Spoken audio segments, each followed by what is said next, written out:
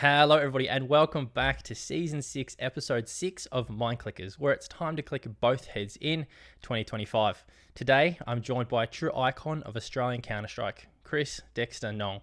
From the grassroots of the OCE scene to some of the biggest international stages with teams like MOUZ and Fnatic, Dexter has carved a name as one of the greatest respected IGLs in the game. Known for his composure, clutch ability, and leadership under pressure, he's led teams through some of the most intense lands in CS history, all while repping the Australian flag. In this episode, we'll unpack his journey to global arenas, explore the unique mindset it takes to lead at the Tier 1 level, and break down the evolution of CS and his performance across the years. Dexter, how are you, brother? I'm well, thank you. Thank you for bringing me aboard. Legendary. No, I'm excited to do this. I've had quite a few professional Rocket League pros, Apex pros, a few Valorant as well sprinkled in, but I've always sort of been playing CS in the background, and I've always been keen to sort of explore and break down the mindset of a CS pro. So I really appreciate taking the time to jump on today. Sweet, thank you. Legendary. Now, run us through the journey. Where did it start back home in OCE, however many years ago? And I guess take us through the journey from OCE into EU and I guess, the amazing career you've had so far. Well, journey probably started in when I was a young boy. Yeah. 1994, bought, no, I'm joking. No, in 2013 is probably when I bought the game, when it was actually not for free. So back then I bought the game and then started playing and all that kind of stuff. Uh, I think I had no idea about what esports was at the time or anything like that, but I was going through uni and wanted something to distract me away from the stupid work that I had to do. Um, and yeah, I started just playing CS more and more, and from there got into like amateur teams and whatnot. But it wasn't really anything that I've like thought about becoming a pro at. It was just something that like I thought was really, really fun, and the learning process was much more interesting than uni at the time. And then at least I was like a gym rat back then, and unfortunately I injured my back doing like a trying to ego lift 150 kilogram squat.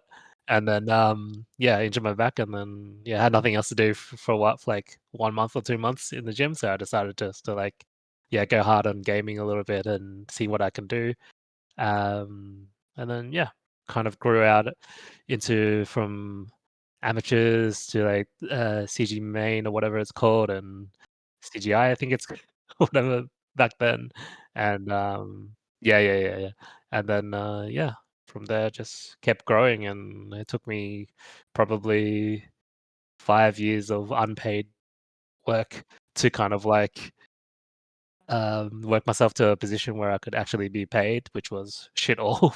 But yeah, um, pretty much got into, I think Winter Fox was the first team I got into, which somehow brought us all the way from Australia to America, and then we decided to play EPL back then, and yeah, that was the first paid team, getting paid $1,200 a month US.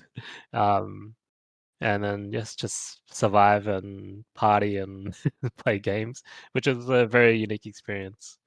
And then from there, you just kind of like keep growing, man. Like I went into back into like Australia after that, and just played with Tainted Minds. Didn't do too well there. Then went to Greyhound, which was my first like stepping stone, and first time I actually became an IGL. Um, Urcast wanted me to IGL then because I think he kind of raged too much in the game. So the whole team wanted someone that wasn't going to be raging so much.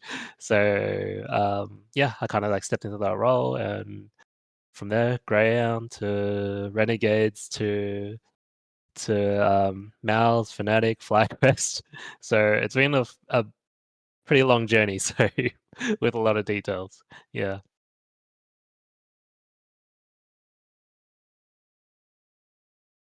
Yeah, it was definitely a surreal experience. Like, I didn't really think about it at the time, but every time these days I reflect on that journey and that time in my life, it's like, wow, like that was crazy. Just, I'm even though I'm a bit older, back then I was like 26 when I moved.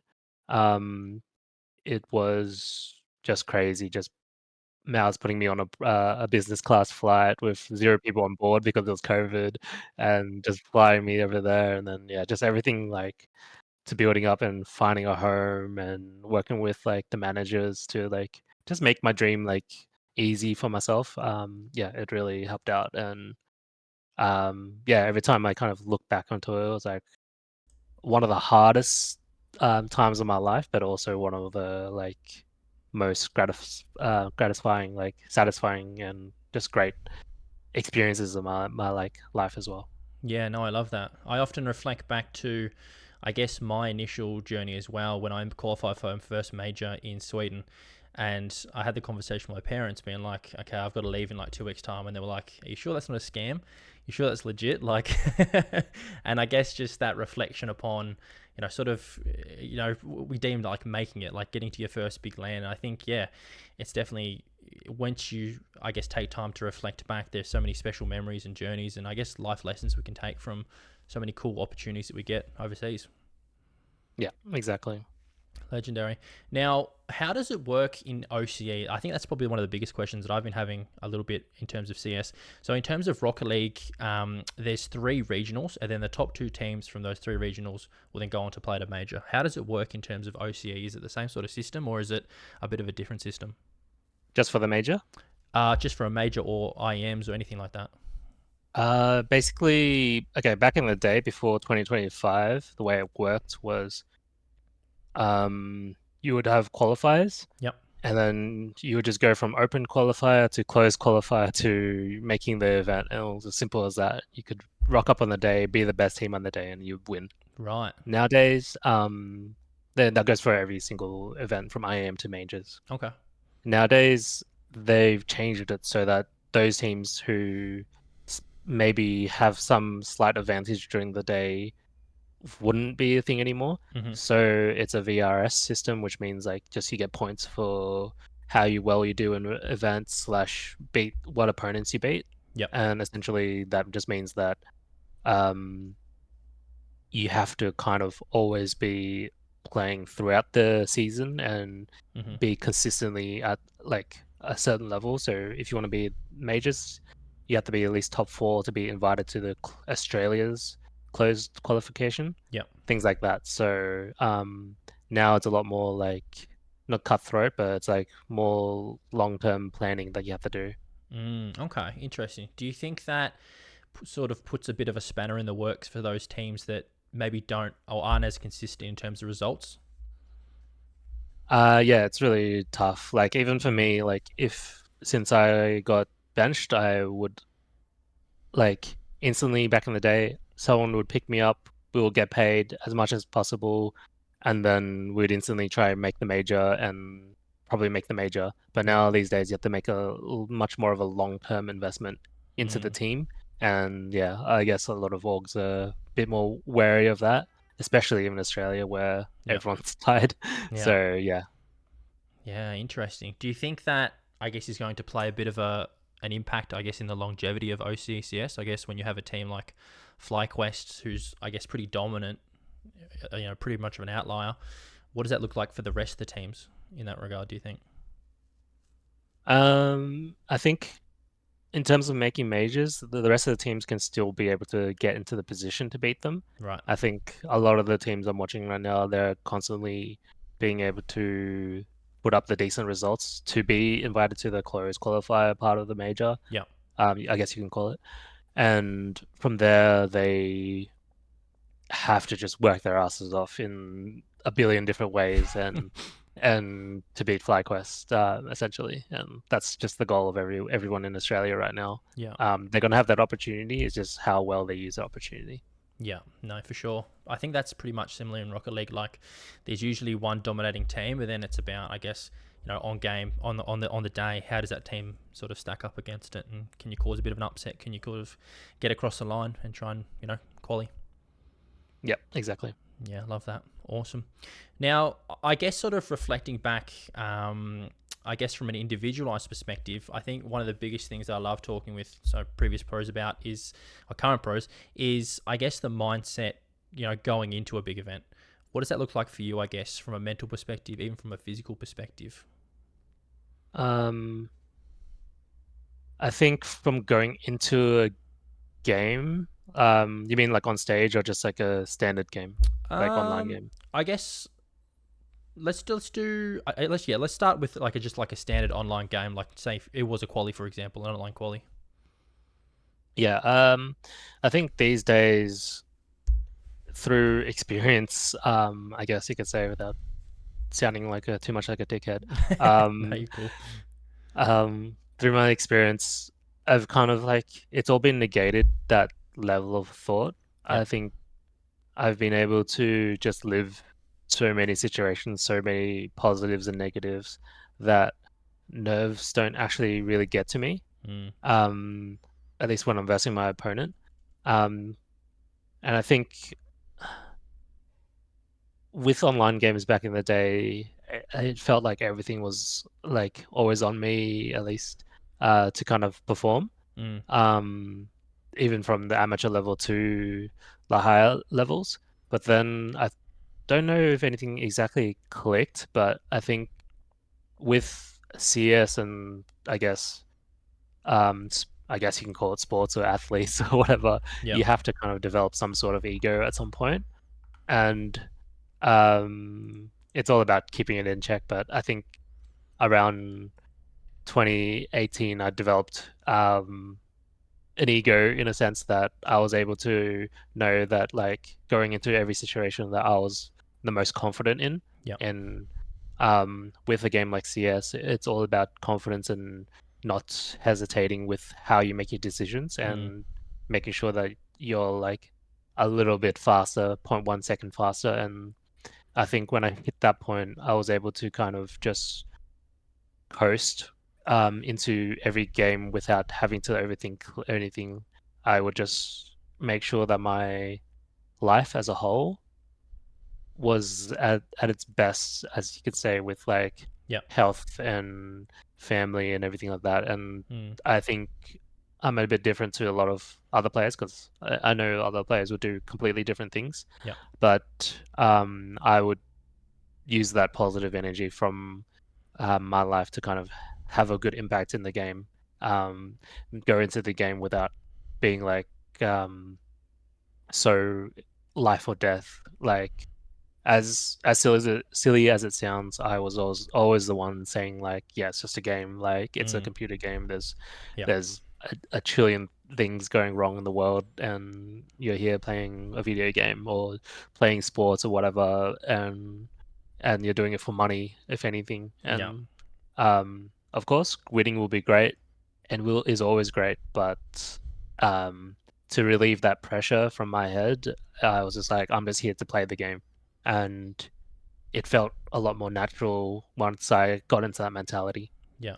No, I love that. I think that's really special. I definitely resonate with that, especially with a couple of my previous players who were primarily just playing Rocket League, and Rocket League was, I guess, the base foundation of the day. So, for example, scrims went bad, their whole day was bad. So, I think it's pretty important to differentiate between, I guess, playing and, I guess, everything outside of the PC, right? Yeah, And I guess not being able to let something super specific and minute in the grand scheme of things have a complete negative impact on the rest of your 16 hours of the day, right? yeah, exactly. Love that. Legendary.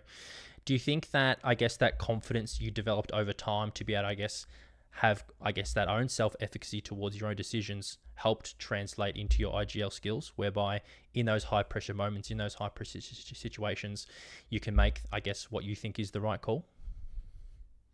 Yeah, most of the time you have to kind of translate that info across. With IGLing and CS, a lot Mm, of it relies on your teammates and everything like that as well. right. Um, but because there might be days where not all five players are operating at the at least 80% level, I like to call, in terms of communication, Mm, then you have to always be the one that's like trusting in your call. yep. and to kind of translate that confidence over towards your teammates through your energy, through your levels. And yeah, that's a thing I learned with at least my sports psychologist when I worked with MOUZ, Love that. to kind of be able to, um, I guess, give impact to my voice and my energy levels and my decision making, even if it's the completely worst decision in the world, Yeah. to give that confidence to my teammates. Yeah, love that. Truly spoken like a real good leader. Love that, mate. Awesome. I guess from a perspective of sort of feeds in quite nicely, team environment, and I guess developing what we like to call, I guess, a positive team culture. Um, all of my previous teams, my sole goal has to been, I guess, to establish a team environment, team culture that's facilitated around, I guess in OCE, we love to say like playing with the boys and just having a good time, right? I guess for you, how important is having that team and culture where everyone has that buy-in towards the same shared common goal? I think at least in Australia, it's a lot more important than it was in Europe in Okay. a weird way. Yeah. Australia, like whole culture, at least the teams have been in, like the best teams I've been in Australia have always had like an amazing team culture with like, yeah, things don't matter after the game, like we're boys and let's try and improve and whatever. Yeah. So once that happens, then usually most of the time, at least the teams I've been in, like we've had good results because of it. Mm. Um, and usually you would be able to talk and be able to practice and everything in a good way. Yeah. Um, However, I do think things have changed significantly. Okay. But yeah, I think it is so important for a team to be able to operate that way. Yeah, for sure. Do you think that, I guess, reflecting on some of my previous teams, like we always go, whether it be into a championship Sunday, into a grand final, with a level of, I guess, collective expectations. And I think expectations and managing expectations is something that a lot of players sometimes get stuck up on, whereby, say, for example, you are the better team. Some players go into the game thinking, we deserve this win because we're better. I think how important do you think is managing expectations, I guess, to not really get it too ahead of yourself?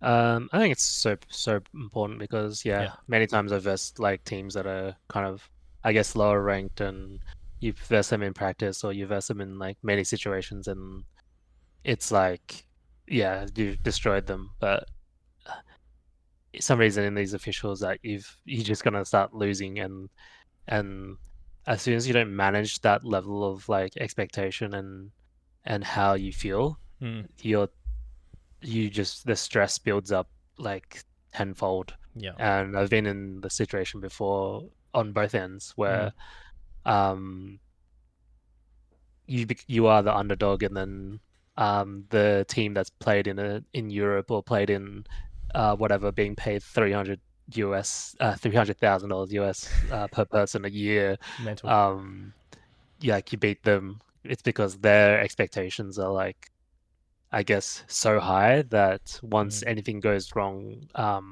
the level just drops off fast, and people don't know how to handle it. And usually, when they try to handle it, they're actually, I guess, handling it in a way where they're portraying that negative energy into their teammates. And um, once that happens, it's like a whole snowball effect Mm. where, yeah, everyone just collapses essentially. Yeah, for sure. There's definitely been situations where I can definitely sort of relate to that, and I think it's important, I guess, when we talk about, I guess, communication and within the team, I guess, how we administer feedback. I think it's really interesting because within esports, within teams as well, specifically, individualization is such a, I guess, special thing whereby someone might like to be really roused up and, you're the best. Someone might like something a bit of a different approach towards how they hype them up, or I guess how they deliver feedback in terms of, you did this wrong, that was wrong. Or, some people might like that direct feedback, whereas others might like a little bit more of a softer approach. Um, I guess within CS, what does that feedback delivery system look like? Is it really just cutthroat? Is it, how do you find your way through that? I think it's a cultural thing, Right. definitely. That's one thing I kind of looked on and learned. Um, because like I'm no like I'm no superstar in terms of that as well, because I think, and a lot of people would also say the things like I probably like if I could say fucked up Yeah, it's things fine. in terms of the way Chilling. yeah, I probably fucked up things in terms of the way I spoke to people as well, but I definitely try to always learn from it Yeah. is I guess the difference. Yeah. Um and yeah, going from I guess my top teams, like when I was first in Greyhound, the way we spoke to each other was a little bit way more boys will be boys, and let's just joke around and like there's no issues kind of thing. Mm. But then as soon as I got to MOUZ, where I'm playing with at least two or three Eastern European people, the culture like changes significantly. Where Mm. I'm playing with three Eastern European people and two Western European people, and then like their way of like wanting to like get down to the point is Yeah. so different. And I had to kind of learn both skills, and mainly in MOUZ at the time, like the first iteration of MOUZ, I had to learn how to just give it as cutthroat as possible because that's what everyone wanted apparently. Right.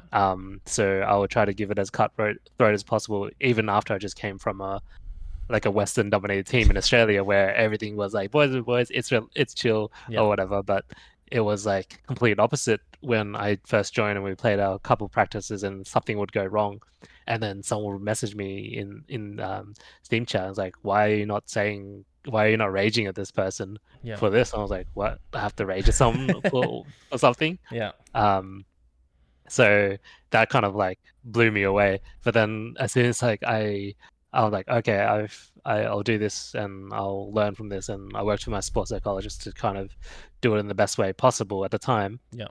I had a great success with it and it worked well for a lot of games and years, I guess, coming into the future. Mm. Then cut back to me coming back to Australia.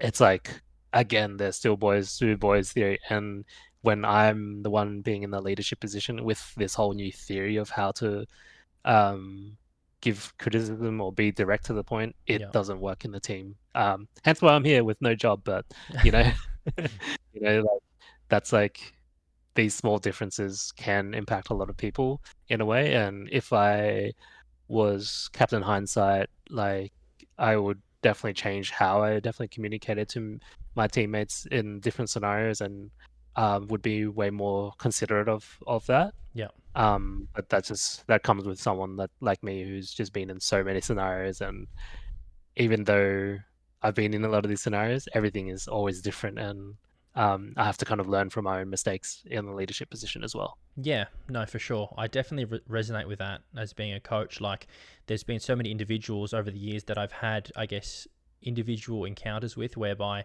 they sort of take feedback on board in different ways, and it's hard to sort of micromanage. And I think learning from mistakes, whilst it's tricky, it's like one of those pivotal things you have to, I guess, gradually learn to do.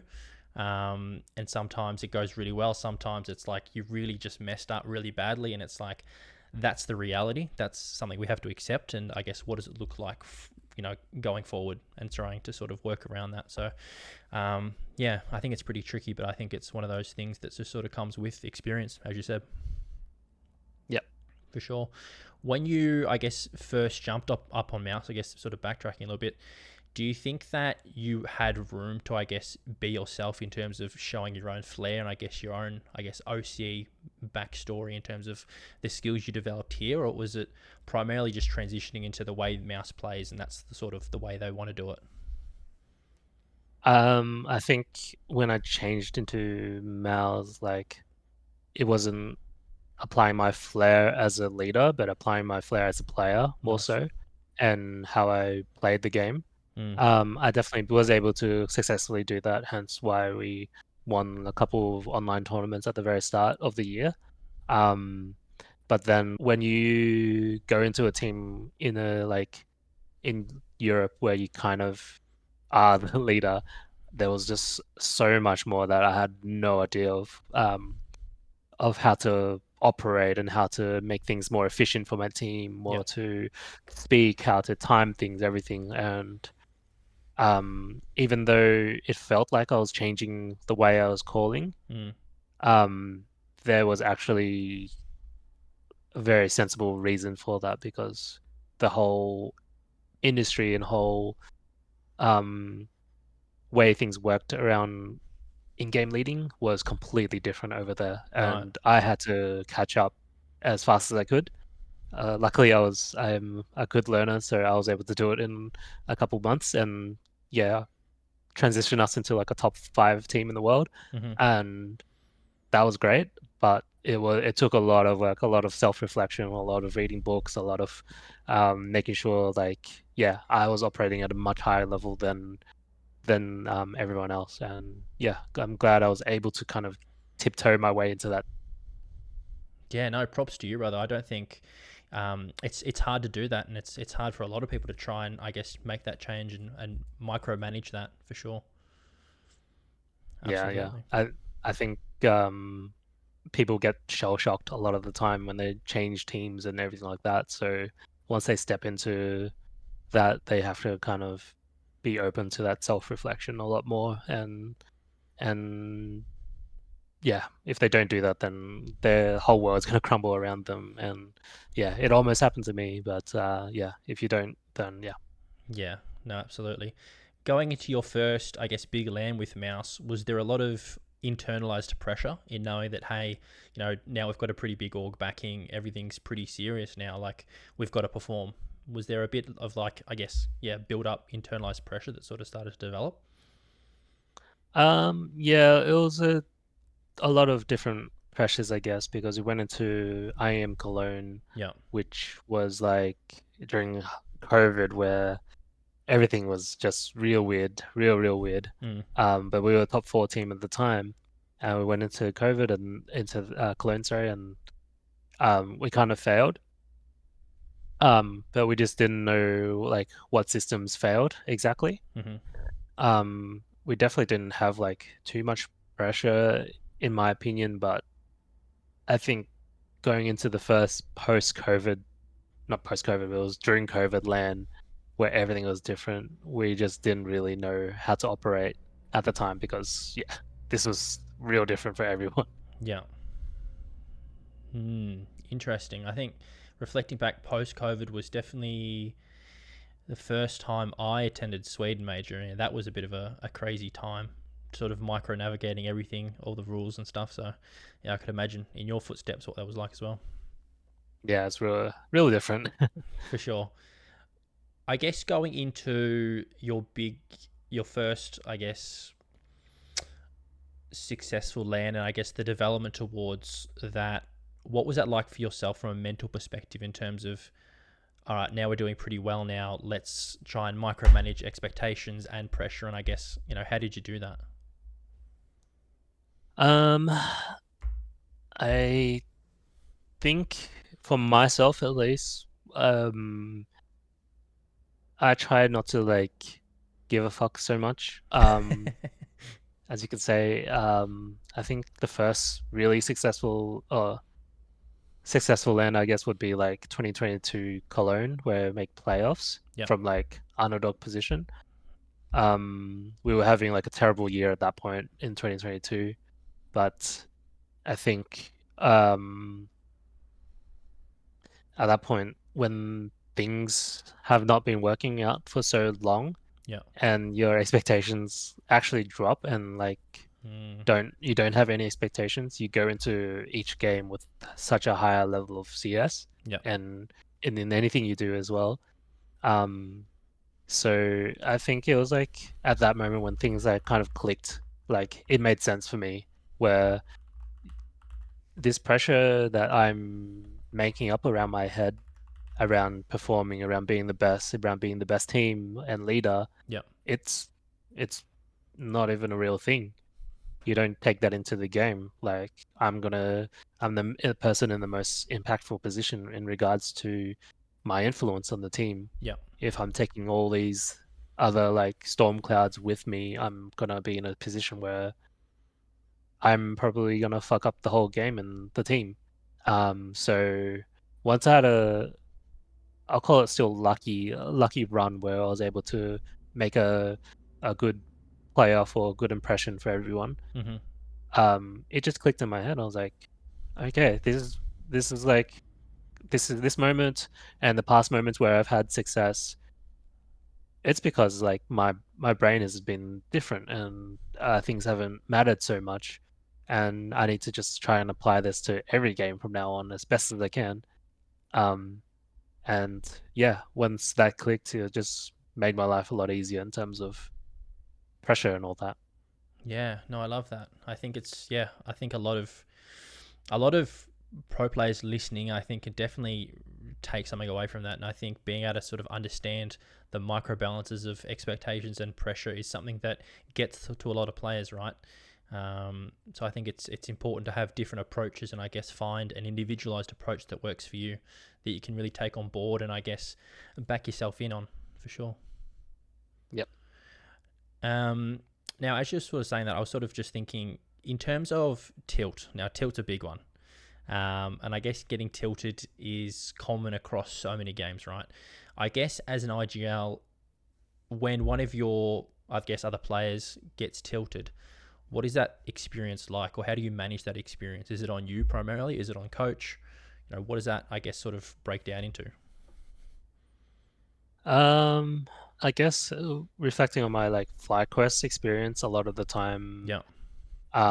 it felt like it was on me, to kind of deal with it. Mm. And in my opinion, it should never really be on me. Mm-hmm. But naturally, when I'm the most experienced and I just want things to kind of move along, I would try to deal with it. But I don't think I was, in my sense, qualified enough to do that. Yeah. Or I didn't have enough experience to do that, and probably made things worse than it could have been because I'm also seeing it from a point of view of a IGL where I want things to move forward, but I'm not going to be that person that's going to be also um, considerate or whatever to people's feelings because Yeah. it takes time to be that person at the same time. You have to kind of um, be on their level and be patient and everything like that Mm. and talk in the right way. So when dealing with tilt, uh, it could be 50-50 in terms of how I kind of dealt with my teammates on that, I would say. So I'm not perfect by any means, but I try to always kind of reflect on it at the same time. But in my teams, such as like MOUZ and Fnatic, Yeah. totally different aspect as well because we had sports psychologists working with us a lot of the time, and their teachings and their like philosophies would be taught to everyone, Mm-hmm. but they would also be taught to our coach who enacted a lot of these things Nice. who like his name is Cyclone from MOUZ right now. Um, he at first when he came in, he was very, I guess you could say, amateurish with how he did things. Still, Mm-hmm. he was still a great coach, but there's a lot to learn. But then within a few months' time, he worked his ass off in terms of reading books, in terms of working with a psychologist to be that leadership person. And the way he was able to speak and talk to his teammates on their level and just be able to like reflect and see things from their point of view Mm. was amazing. And um, yeah,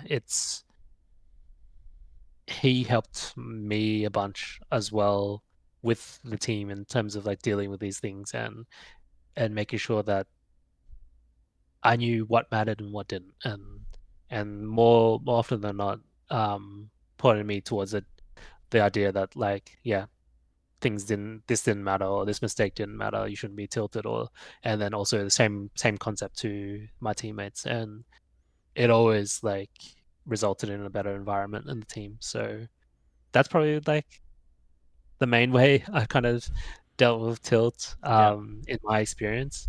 But when I applied it to myself, I I never really tilted at myself Mm. in terms of like yeah, just getting frustrated with everything.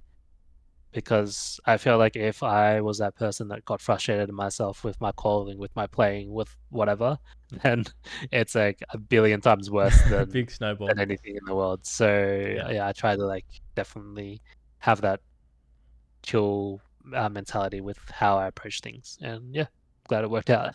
Yeah, no, love that. I appreciate the insights, brother. I think it's important, yeah, to also, I guess, highlight the importance of having external allied health professionals working within teams like a sports psych to sort of provide a bit of a different outlet. Um, as you well know, here within OCE, it's not too common in comparative to NA or EU or even MENA, SAM now, have external sports sites working with teams to provide support for game day to sort of help manage tilt, pressure, expectations, develop confidence, and I think it's Yeah. definitely a big tool. Yeah, people in Australia, because they don't use this, you don't use, as you said, allied health professionals and whatnot. Jumping in and back from Australia, the difference in the ability of teammates and um, to talk to each other is so huge. And Yeah. I like to often apply this to even just the Australian men in general. Um, Yeah. a lot of the time, people would like, yeah, just joke about things and rag on each other or whatever in a Mm-mm. joking way. Yeah. It applies to like esports teams and sports teams as well. No one really knows how to convey their feelings, and I would say maybe 1 in 5, at least in my experience, 1 in 5 people would actually know how to kind of like say, uh, "Hey, Dexter," or "Hey, you, I didn't really like how this was done or this was done, and how things were spoke to me or whatever." Yeah. Um, and that's so rare because a lot of the time, at least in Australian teams, the communication was dealt with in a backhanded way, in behind people's backs, and it is such a negative way to kind of go about things. And yeah, um, that's why it's like so important to have these people that just like facilitate these conversations to be able to open up to each other, be able to remove any tension just instantly, and that's how like you get the best of the best. Yeah, no, I love that. I absolutely, that ticks all the boxes in terms of the stuff I've developed and put towards teams. And I remember reflecting back to a major in LA, and we previously beat Fury in Sweden, so we went into it with this expectation, like, oh, we've done it before, let's just do it again, right? And we got our hands sort of put to us, and it wasn't too great. And I remember the commentators saying that one of the players looked like the Grim Reaper just on cams, how he was like death staring into the camera. And there was this bit of negative energy within the team, and I sort of brought them back, and we went to the back to the sort of practice room, and I closed the door, and I remember just saying, "Righto, boys, I don't know what's going on, but I want everyone to sort of share how they're feeling, and we're not going to leave this room until it's solved. And like, how can we talk about this, boys?" And we sort of came to a really nice resolution eventually, like after 10, 15 minutes. And we're in the lowers, and we had to play Furia again, and then we went out and swept Furia. So I think having the importance of, I guess, having active communication, and it's hard. And I really resonate with what you said about like Australian men, like having those hard conversations is not something we always do, right? But I think being able to do that and create those, underlying bonds, I think Yeah.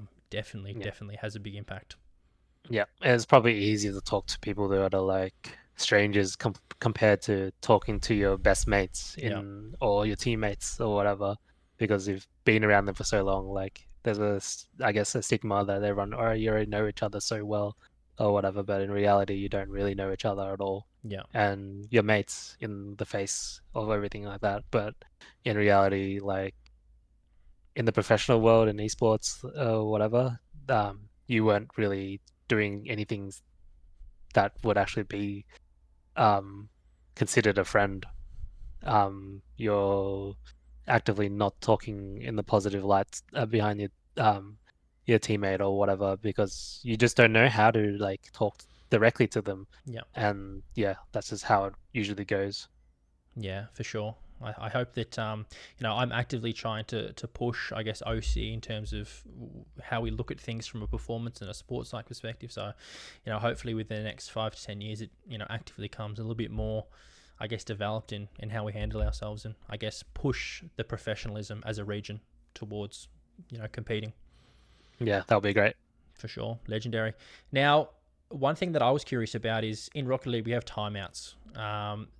From my understanding, that doesn't really, it sort of exists. You get like 4 per map in CS, or is it 2 per map? CS2 right now, it's 3 Okay. per map. Okay. And I guess break down a timeout for us. What does that sort of look like? In Rocket League, we only get like 1 minute, and that's pretty bang. There you go. In CS, what does that look like? What sort of gets discussed in a timeout? In CS, you get 30 seconds. Even half the So time. yeah. So you get 30 seconds, and you kind of have to kind of just understand what's going on and be on the same page. There's timeouts that you can use to kind of relieve pressure, Yep. and that's been used a lot where you don't even have to say anything. You just things happen, and then it's like, okay, let's just take a timeout and a breather, and then you go into the game, doing whatever you want to do. Yep. But most times, timeouts are used in a sense that coach will speak, or a player with a certain idea will speak, or even an IGL Mm-hmm. would speak, and there will be a topic just based on what can we do as a team to really enhance our performance and things like that. And we usually come to a conclusion, a plan, and yeah, that's just how you go about it. And just trying to reset mentally reset, so you can just smash out the rest of the game, because 30 seconds is not enough time to make a plan for the rest of the game, but 30 seconds is definitely enough to um, conclude on like how you want to present yourself as a team. So that's how it usually goes. Yeah, no, interesting. Love that. What is it? I guess in comparison, what's it like between games then? Is it a bit of a longer break? Because in between Rocket League, we have like, I think like a minute or not even in between games. But in CS, obviously, there's a bit of a longer break. Is that more about, especially if you lost the game, is that more about, righto, getting back on the same page to then, if it's a best of 3, for example, having to win the next 2, trying to come sort of back against the wall sort of mindset and sort of reset completely? Yeah, with CS, you have 15 minutes between maps. Okay. So then if you're in the losing position, you kind of, at least with MOUZ, which did it the best in my opinion, Yep. the 15 minutes, if you lose, then we speak about like um, what went wrong. Yep. Everyone gets a turn of like speaking about like their issues or whatever, Nice. and then we kind of go into the next game with that in mind of like, okay, maybe the Orpa didn't have a great game, or I'll need to encourage him more, or just like many different things that could go on. Yep. And yeah, we would kind of conclude on those thoughts. How do we better perform as a team and all that, and then go into the game with just like a better mentality, because everything is already cleared. It's like almost like a speed run of a session with a sports psychologist. But we do this as a unit of 6 or 7. If we win, again, MOUZ are the best. We would often reflect on what made us win, Mm-hmm. and if there was anything that kind of went wrong. And once we done that, then we'll probably like just be in a much better position with like calming ourselves down, not creating like an ego, and making sure that we understand like, yeah, these are the tools we used, and ideas we had that led us to this win. Let's just continue it. Let's keep up this good energy. Don't don't suddenly, for example, don't suddenly be down really fast if we lose one round, and change the mentality. You're winning because you're happy and you're moving things along. Yep. But as soon as you lose, obviously your cortisol levels are gonna like rise and everything like that. So, Yep. but you need to be able to still maintain that even fake positivity for the rest of the guys to be able to just make the comeback, because it just takes a little switch to Yep. kind of make you a better or a worse team. Yeah, love that. Try and reignite the fire and sort of get it going again. Yep. Beautiful. What does now? I think this was a fan question that sort of came in. Shout out to that person who sent in. I guess, what does the morning of game day look like for you? Like, what are the non-negotiables? Is it getting into the gym, having a bit of a session to sort of release the stress if there is any stress built up? Is it sort of doing a bit of visualization, sort of kicking back for 10, 15 minutes and sort of going over stuff in your head? What does that sort of look like for you, day of game? I think for me, it usually depends on when the game is. So sometimes you have to play at 9:30 or 10:30, Yeah. which means you're up by at least 7 a.m. Mm-hmm. Um, and then if I have more time, then it'll change. But let's say, for example, I have an early game. Yep. Early game, my non-negotiables, yeah, definitely be able to, as dumb as it sounds, make sure I have a shower, wake up, breakfast, go for a 30-minute walk outside to wake up, Yep. um, to kind of reduce any like stress throughout the day, and make sure I have a number two, and then, um, yeah, just go into the game as prepared as possible. If I have an early game, I'm usually prepared before the day. Mm-hmm. So the night before, I would definitely do any in-game stuff Yep. already prepared, so that I can make sure that I can fall asleep and just be like, okay, wake up, nothing else to do, go into the game, play some DM, and then go from there. If it was like later in the day, I would make sure that like the night before I would have a lot more rest, Mm-hmm. um, more me time. That involves going to the gym and all that kind of stuff. Nice. And I would just repeat what I do um, for the day coming, and then just, yeah, go for walks, still eat, still do all that stuff, and go from there. When it came to in-game stuff all the time, I would always like visualize Nice. for myself. Meaning once I had a few minutes to go around in the map by myself, I would just go around. I wouldn't even deathmatch, but I would just pretend like how I would play, basically. Yep. Not like not like anything in depth, but just be in the moment and see myself doing this a little bit more, see myself clearing this angle and whatever. Sometimes I was inconsistent with that. But when I was consistent, I felt like I was in much better shape personally. I love that. No, I'm glad to sort of hear that some of those things definitely stood out to you, like going to gym, sort of having that routine, and doing visualization. I've chatted with a lot of players previously, and a lot of people are sometimes ambivalent about those sort of external principles in terms of having the same age-old mindset. And we talk about it a lot on the show of I've gotten to the top by doing what I always do, so why would I do anything different? And I think it's about changing the mindset to sort of understand that those few extra percents, in terms of the 1 to 2%, can definitely make a difference. Yeah, I've definitely had a lot of those conversations with a lot of players where they've been like, I've I've stayed up to 4 a.m. before a match a lot of the times and won. Yeah. But things change with a lot of like esports, especially. So you need to kind of utilize whatever you can to get a little bit better and yeah, relieve that pressure. But at the same time, I know players that aren't used to doing that and know that they have to kind of do these extra 5% or 2% things, Yeah. but that adds a lot of pressure towards them actually to do these things, and then they create a like bubble where they need to like do all these things to perform, but in reality, it's like you just do them to make you feel good and make sure you grow as a person as well, and don't like stress about it as much. And I guess with the inexperience of a lot of people in this industry, like people don't really know how to, I guess, balance things in the right way.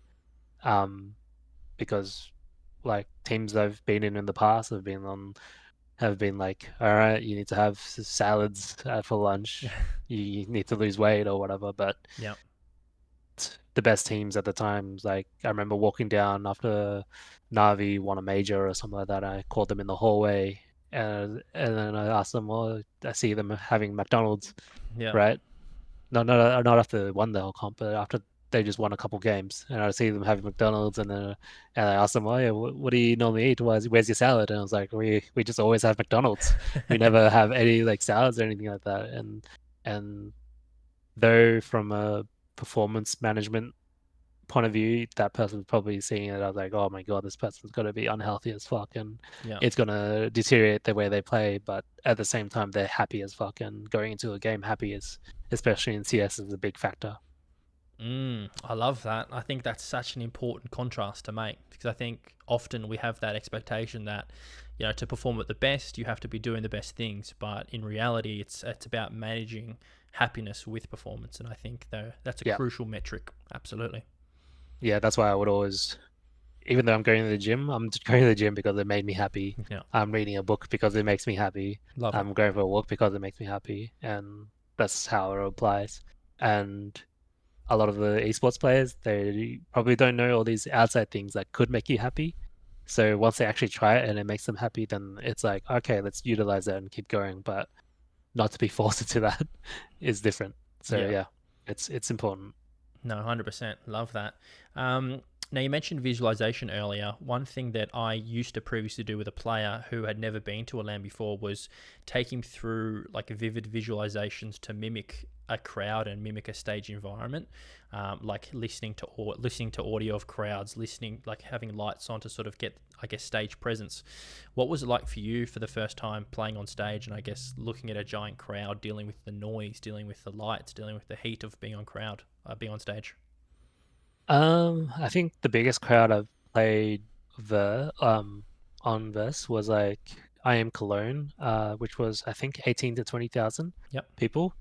Um, I think for me, it never felt like I was pressured to perform as best as I can or anything like that. Mm. I actually just went into the game in a better feeling because it wasn't like the crowd is there to judge me in my eyes. It was Yep. the crowd was there to give energy in the room, and I felt most of the time I was just gonna be able to suck the energy out out of the air, and like utilize it. And yeah, it happened. Like a lot of crazy plays and a lot of best moments in my career have been because of like a crowd. So I actually perform better with the crowd, and I have less pressure because of the crowd, because I'm gonna be doing things that are like showcasing my talent in front of them, and it makes me, again, like what we said, like it makes me happy to kind of be in that position. Yeah. So I'm utilizing that energy. I love that. I think that's like one of the perfect mindsets to have, is to sort of encapsulate the energy a crowd brings, right? Yeah. Um, Same thing that I sort of had at my first Worlds with some of the Renegades boys, just sort of walking out in Dallas, and we're playing against NRG. I think the crowd was like 98% against NRG, for NRG, and like there was like 1% for us. But still, Mm. just encapsulating the crowd and just getting into it, like enjoying it, I think is an important moment, because in reality, you can't control that crowd. What you can control is within your little box, and it's within your domain. So I think it's about, trying to differentiate what you can control versus what you can control. Yeah, one of the best things that someone said to me, it was Karrigan, who Mm, said to me, once you step onto that stage, don't imagine yourself in front of everyone in a way that it's like negative and you have to perform, but literally just take 5 minutes and turn off your monitor or whatever, or don't even look at your monitor, and then just look at the crowd. Just like be have some gratitude for like the position you're in right now, yeah, and enjoy that moment, because it's not going to happen all the time. No, like we're going to lose and all that. Um, so once you're on stage, like enjoy that moment, because for further games in the future, you're going to utilize that energy for yourself. So yeah, I often would, yeah, just take that time and just sink myself into the chair, and then just be like, this is what life is all about, and enjoy that. yeah. I love that sort of being existent in the moment and really just taking it in, because the last thing you want to do is take it for granted, right? Because you never know. Yeah, I never know when the next time my next, I guess, stage appearance or land will be. So it's important to take into consideration those moments and really make them special. yeah, exactly. Love that. Awesome. Um, Now I think we'll go into some. Let me just double check to see if there's anything else that I wanted to cover. Um, but I think that was probably the main things that I was really curious about. What is, I guess one thing that stands out, what does practice look like for you? Is it like regimented in terms of, all right, 3 hours here, 4 hours there? Is it only scrims? Is it practicing against other teams? Is it, I guess, individual strats, nades, that sort of stuff that you go over? A bit of combination of everything? Yeah, pretty much every team does the same thing, but sorry, someone could correct me if I'm wrong, but I'm 99% sure everyone does the same thing Yeah. where it's just everyone does at least 2 hours of theory, Okay. plays have a small break. There's 3 scrims, an hour break, 2 or 3 scrims, 30 minutes talk, and then repeat for the rest of your life. Damn. That's heavy. Yeah. So yeah, I'm pretty sure every team does that and make sure everything's like really regimented. Everyone has the calendar. Everyone understands what's going on, what day it is, what things to focus on, and yeah. Yeah. Interesting. How important is it counter-stratting against an upcoming team? In Rocket League, it's not something we do too often. We rather focus on playing the game the way we want to play it and make the other team play how we want to play. But obviously in CS it's a bit different, right? Because different teams execute different ways. They hold sites differently. So how important is, I guess, looking into a team? And I guess it's probably, is it a tricky balance to not go too deep into it? Yeah, I think it's a difficult thing because in my experience of it, everyone will fall into the trap of counter-stratting too hard, especially in Australian teams where they think that they know like everything that's going on, but in Mm. reality, that team has actually counter-stratted some other team where or whatever you've watched has counter-stratted another team, so they're playing to a different way. So it's like a stack-on thing, Yeah. and then like they're not playing their own game. Yeah. So these days with CS, a lot of players would, I mean, a lot of teams would really be focused on playing their own game. Hmm. And in my opinion, a lot of IGLs would counter strat just for their sake, for things that they can look onto. For me, I would often um, counter strat in the way that I can see one pattern or one little thing that is the most common, and then utilize that. Yeah. Okay. So most of the time, 90% of the time, it's just playing our own game. And yeah, that's the best way to achieve it. Love it. Yeah, interesting. I think a lot of people listening can take that because I think, yeah, a lot of conversations I've had is a lot of fixation about what other teams are doing, and then all of a sudden, I've spent like 10% on actually myself and what I want to do, right? So, I think, yeah, understanding what you want to do and how you want to play is important for sure. Yep. Legendary. Now we'll go into some sort of rapid fire questions here that I've got, which I think could be pretty cool. Before we sort of have our, I guess, final takeaways and I guess a bit of an insight towards the end of the episode. Favorite map? What do you got? Favorite map? Back in the day, had to be Cache. Okay, they're bringing that back, are they? Aren't they? I think I saw something There's a new recently. one coming out, Yep. but it's not official yet. It's just there. But it'll Okay. be great to play. It's an amazing map. Love that. Favorite knife? Um, Forest DD Pad gut knife Why that? because it's the ugliest knife you can get and the rarest. W. Love that. Any crazy airport experiences that you've had, like delays? Um, Probably the worst thing I've done was pretty much not airport experience, but travel day experience was just Yeah. forgetting that I had a flight. Oh, no way, brother.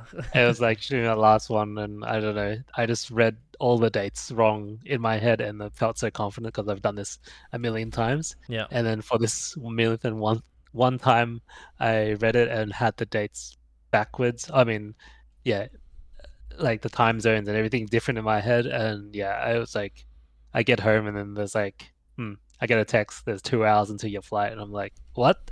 And because I thought it was tomorrow, and then it was like, oh shit, I just fucked up, and I had to pay like $5,000 of my own money Oh, no way. to kind of get myself to Europe ASAP. Shit. Yeah, so Damn. that was probably the worst thing I've ever done in my life. Got to double check the schedules. Yeah. You prefer playing CT or T? CT because less pressure on me than before. Nice, love that. CS2 or CS:GO or 1.6 Um, or CS:GO Source? definitely. Okay, why CS:GO? Uh, I say this to everyone when everyone asks me this, but both games are great, but the and feeling and like being one with the game is way more. Um, you can feel it a lot more in CS:GO basically, and it's all due to how the servers and tick rate and all that stuff works. And in CS2, it just feels disjointed. You don't feel the satisfaction of your one taps as much and things like that. Okay. And it's real different. It's hugely different compared to CS:GO. And the reason I started playing was because I just wanted to make this stupid highlight of a deagle or do a sick op thing or rifle thing, but it just it just doesn't translate well to CS2, and that's why a lot of people don't love the game as much because it's just it's missing. Mm, interesting. Okay, cool. Are you a surfer or not a surfer? Real life or in On game? CS in game. Okay, I'm a terrible in-game surfer, and real life surfer. So, um, yeah, I think I like to do it for fun, but I'm pretty bad at it. Okay, cool. Most underrated utility in the game. Most underrated utility in the game, um, nade, Okay, nade, and nade timing. Yeah. awesome. And favorite non CS game to wind down with or to sort of chill out on? Um, right now it would be Mechabellum. Mechabellum, what's that? Um, it's like a I forgot what the hell it's called, but it's like there's games where you just kind of place your chess units and then they just fight it out, and it's Oh, just yep, yep, like yep. Like auto auto battler. chess. That's Yeah, auto nice. battler. That's what it's called, and it's just like a huge battle one around mechs, and it's just so it's it requires intelligence and also it's just stupid fun, and yeah, that's why I love it. Okay, love Very it. rewarding. Okay, I used to play a lot of auto chess back in the day, so I might have to check that out. Yeah, it's an amazing game. You'll love it. Cool, awesome. If you didn't go down the route of being a CS pro, what do you think you would have ended up doing? I think I would have worked in the travel industry because I have a commerce and tourism management double degree. So I would have Cool. done something like that.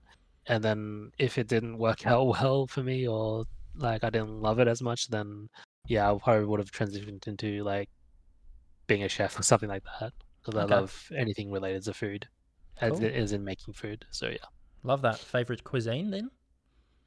favorite cuisine. Oh, that's a tough one, real tough. But I guess I think right now my day-to-day favorite cuisine would be Mediterranean food. Mm-hmm. Anything with garlic, lemon, and herbs mixed together, thrown in to something simple like that is great now, especially for your health. W. But yeah, anything else, sushi, Chinese, Vietnamese, Thai, Indonesian, Malaysian, French, if Spanish, fucking everything, man. Chuck them all on the list, bro. Yeah, yeah. Awesome. One word that describes your playstyle. Um, ambitious. Ambitious. Love that. Great, awesome, cool, fantastic. I guess as our last sort of takeaway for the end of the episode, for any young pros sort of tuning in, which I've no doubt there will be, any advice for some of those younger guys grinding through CS and I guess looking to compete, looking to get to that next level, looking to, I guess, be better individually? Um, sit back and be ready to learn. Um, get rid of your ego, or at least maintain it to a level of being self-aware, and then learn and always be learning and grinding, but never let your ego get out of hand. Keep it on a chain. You want it there to make you the best player possible, but you never want it to ruin you. So keep it on a chain and love it caringly. Love that. Awesome. Fantastic. Hopefully, you get some good DMs about that. Beautiful. Um, Really appreciate it, Dexter and Chris, jumping on and sort of chatting about your insights. I think it's important to break down. I think we had, a really special chat, especially earlier on about, sort of surrounding mental health as well, especially within Australian culture. I think it's one of those things that's not really well talked about, having conversations with your mates and being able to open up and have those really true, honest conversations. So I think, I really appreciate you sharing some really good insights there. I think that was fantastic. Sweet, thank you. Legendary. Now, for everyone tuning in, where can we find you on your socials? I think you're also doing some coaching as well. Yeah, on good old Twitter, you can find me on Dexter's Journey, and then Instagram Dexter official CS, and then with my personal coaching, I'm working with Metafy, so metafy.gg/@DexterCS, and that's where I will do my individual IGL leveling up slash individual just damn face of performance leveling up. And yeah, I've been doing that for a few weeks now, and it's been like a really unique and experience where I can teach people a lot of my experience. Awesome. Fantastic. Well, if anyone's sort of listening and is curious, definitely advise reaching out. And yeah, getting involved. But I'll put all the links in the episode description and on the website as well for anyone listening and tuning in, just to make it nice and easy. But really appreciate coming on, brother, and sharing some insights and yeah, giving some insights, especially for some of those up and coming kids and parents even tuning in to sort of understand what the world of CS is like. Sweet. Thank you.